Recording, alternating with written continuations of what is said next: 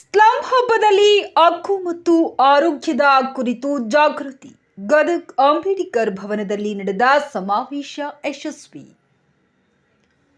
Gadag slum ಜನಾಂದೋಲನ ಸಮಿತಿ ಮತ್ತು ಕೊಳಚಿ ನಿವಾಸಿಗಳ ಹಿತರಕ್ಷಣಾ ಸಮಿತಿಯ ಸಹಯೋಗದಲ್ಲಿ ಗದಗ್ ನಗರದ ಅಂಬೇಡ್ಕರ್ ಭವನದಲ್ಲಿ ಸ್ಲಂ ನಿವಾಸಿಗಳ ಸಮಾವೇಶ ಹಾಗೂ ಸ್ಲಂ ಹಬ್ಬವನ್ನು ಭಾನುವಾರ ವಿಜೃಂಭಣೆಯಿಂದ ಹಮ್ಮಿಕೊಳ್ಳಲಾಯಿತು. ಕಾರ್ಯಕ್ರಮಕ್ಕೆ ಕರ್ನಾಟಕ ರಾಜ್ಯ ಪರಿಷತ್ ಸದಸ್ಯ ಎಸ್.ವಿ. ಸಂಕನೂರ್ ಚಾಲನೆ ನೀಡಿದರು. ಈ ಸಮಾವೇಶದಲ್ಲಿ ಸ್ಲಂ ಜನಾಂದೋಲನ ಸಂಚಾಲಕರಾದ ಇಮ್ತಿಯಾಜ್ ಮಾಲ್ವಿ, ಎ. ನರಸಿಂಹಮೂರ್ತಿ, ಅಶೋಕ್ ಕುಡ್ತಿನಿ, ಪರ್ವೀನ್ ಬಾನು ಹಾಗೂ ಹಲವಾರು ಗಣ್ಯರು ಉಪಸ್ಥಿತರಿದ್ದರು.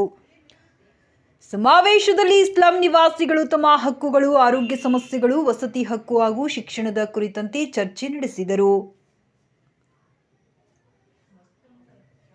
ಸ್ಲಂ ಜನರಲ್ಲಿ ಜಾಗೃತಿ ಮೂಡಿಸುವ ನಿಟ್ಟಿನಲ್ಲಿ ಈ ಕಾರ್ಯಕ್ರಮವನ್ನು ಹಮ್ಮಿಕೊಳ್ಳಲಾಗಿದ್ದು, ಮಕ್ಕಳಿಂದ ತಮಟೆ ನುಡಿಸುವ ಕಲಾ ಪ್ರದರ್ಶನ ಗಮನ ಸೆಳೆಯಿತು.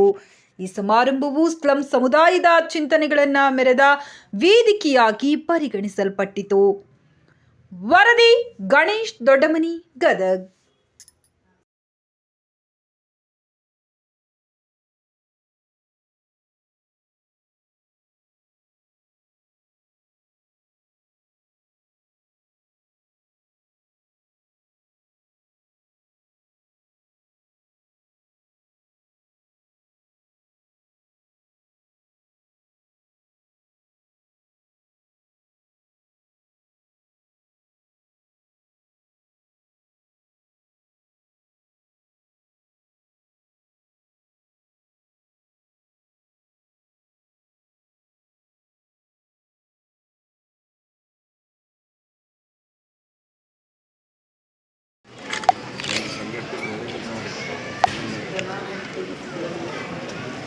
ನೀವು ಬರ್ರಿ ತೊಗೊಂಡವ್ರಿಗೆ ಕಟ್ ಬರ್ರಿ ಒಬ್ಬೊಬ್ರು.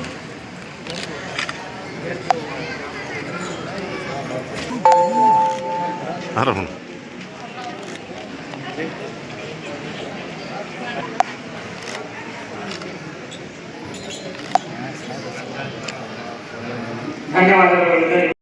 ಗದಗ ಜಿಲ್ಲಾ ಸ್ಲಂ ಸಮಿತಿಯು ಕೂಡ ಸುಮಾರು 2007ರಿಂದ ನಿರಂತರವಾಗಿ ಸ್ಲಂ ಜನರ ಪರವಾಗಿ, ಸ್ಲಂ ಜನರ ಸಾಮಾಜಿಕ ನ್ಯಾಯ ಮತ್ತು ಸಮಾನತೆಗಾಗಿ ನಿರಂತರ ಹೋರಾಟಗಳನ್ನು ನಡೆಸುವ ಮೂಲಕ ಈ ಒಂದು ಗದಗ ಜಿಲ್ಲೆಯಲ್ಲಿ ಒಂದು ಬಲಿಷ್ಠವಾದ ಸಂಘಟನೆ ಕಟ್ಟಬೇಕು ಅಂತೇಳಿ ನಮ್ಮ ಸಂಘಟನೆ ಪದಾಧಿಕಾರಿಗಳು ಕೆಲಸ ಮಾಡ್ತಾ ಇದ್ದೀವಿ.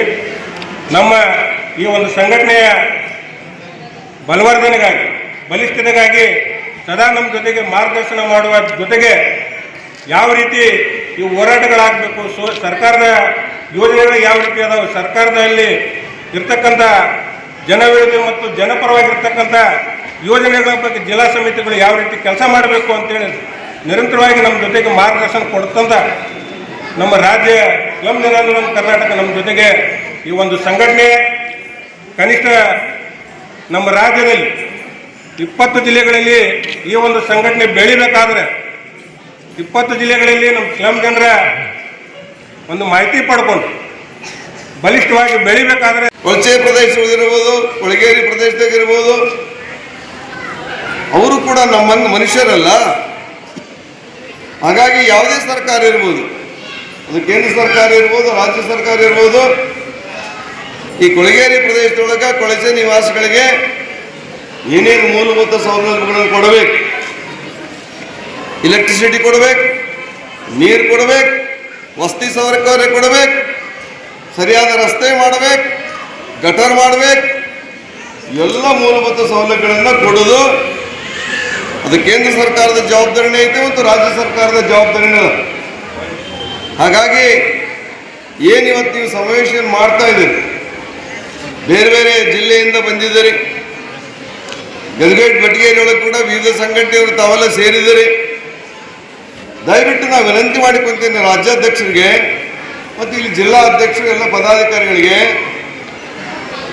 ಗದಗ ಬಟಗೇರಿಯೊಳಗೆ ಮತ್ತು ಏನು ಇವತ್ತು ಹಾಸ್ಪಿಟಲ್ನಿಂದ ಬಂದಾರ, ಧಾರವಾಡದಿಂದ ಬಂದಾರ, ನಿಮ್ಮ ಸ್ಲಮ್ ಏರಿಯಾದೊಳಗೆ ಏನೇನು ತೊಂದರೆಗಳಿದಾವೆ, ಕುಡಿಯ ನೀರಿನ ವ್ಯವಸ್ಥೆ ಇಲ್ವಾ, ಸರಿಯಾದ ರಸ್ತೆ ಇಲ್ವಾ, ಸರಿಯಾದ ನಿಮ್ಗೆ ಮನೆ ವಿತರಣೆ ಮಾಡಿಲ್ವಾ, ಏನು ಇವತ್ತು ತೊಂದರೆಗಳಿದಾವೆ ದಯವಿಟ್ಟು ಆ ತೊಂದರೆಗಳನ್ನು ಪಟ್ಟಿ ಮಾಡಿ. ನಾನು ಈ ವೇದಿಕೆ ಮೂಲಕ ನಿಮ್ಮೆಲ್ಲರ ಗಮನಕ್ಕೆ ನಾನು ತರ್ತಾ ಇದ್ದೀನಿ. ಖಂಡಿತವಾಗಿ ಮುಂಬರ್ತಕ್ಕಂಥ ಅಧಿವೇಶನದೊಳಗೆ ನೀವೇನು ಯಾವ ಸ್ಲಮ್ ಏರಿಯಾದೊಳಗೆ ಸರ್ಕಾರ ನಿಮಗೆ ಮೂಲಭೂತ ಸೌಕರ್ಯಗಳನ್ನು ಕೊಟ್ಟಿಲ್ಲ, ಆ ಎಲ್ಲ ಸೌಲಭ್ಯಗಳನ್ನು ಕೊಡುವ ರೀತಿಯೊಳಗೆ ವಿಧಾನ ಪರಿಷತ್ತೊಳಗೆ ಸಭೆಯನ್ನು ಈ ಒಂದು ವಿಷಯವನ್ನು ಮಂಡಿಸ್ತೇನೆ.